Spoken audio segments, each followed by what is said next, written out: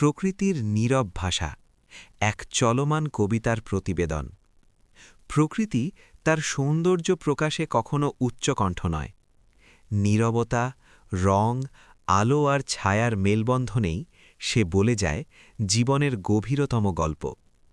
উপস্থাপিত ভিডিওটি ঠিক তেমনই এক নিঃশব্দ ভাষ্যের দলিল, যেখানে প্রকৃতি নিজেই হয়ে উঠেছে কবি, আর দৃশ্যগুলো তার কবিতার পংক্তি। ভিডিওটির প্রতিটি ফ্রেমে গ্রাম বাংলার চিরচেনা রূপ নতুন করে ধরা দেয়। সবুজে মোড়া প্রান্তর, ধীরে বয়ে চলা জলধারা, আকাশের নীলিমায় ভাসমান মেঘ, সব মিলিয়ে এক প্রশান্ত আবহ। কোথাও পাখির ডানার ছোঁয়া, কোথাও পাতার ফাঁকে সূর্যালোকের খেলা। এই দৃশ্যাবলী মনে করিয়ে দেয় জীবনানন্দ দাশের কবিতার সেই চিরচেনা প্রকৃতি, যেখানে বনলতা সেনের মতোই প্রকৃতি আশ্রয় দেয় ক্লান্ত মনকে। ভিডিওতে প্রকৃতির রূপ শুধু সৌন্দর্যের মধ্যেই সীমাবদ্ধ নয়, এর ভেতর লুকিয়ে আছে জীবনচক্রের ইঙ্গিত। সকালের আলো থেকে সন্ধ্যার নরম অন্ধকার, সময় যেন ধীরে হেঁটে যায়।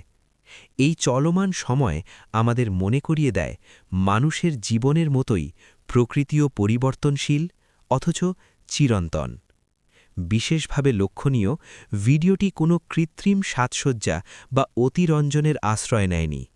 বাস্তব প্রকৃতিই এখানে মুখ্য। এই স্বাভাবিকতা দর্শকের মনে এক ধরনের আত্মিক সংযোগ তৈরি করে। মনে হয় আমরা শুধু ভিডিও দেখছি না, প্রকৃতির ভেতর দিয়ে হেঁটে যাচ্ছি। সবশেষে বলা যায়, এই ভিডিওটি কেবল প্রকৃতির দৃশ্যধারণ নয়, এটি এক ধরনের অনুভব। জীবনানন্দ দাশ যেমন প্রকৃতিকে কবিতার ভাষায় অমর করে তুলেছিলেন, তেমনি এই ভিডিও চিত্রের মাধ্যমে সেই অনুভূতিকে নতুন প্রজন্মের কাছে পৌঁছে দেয়।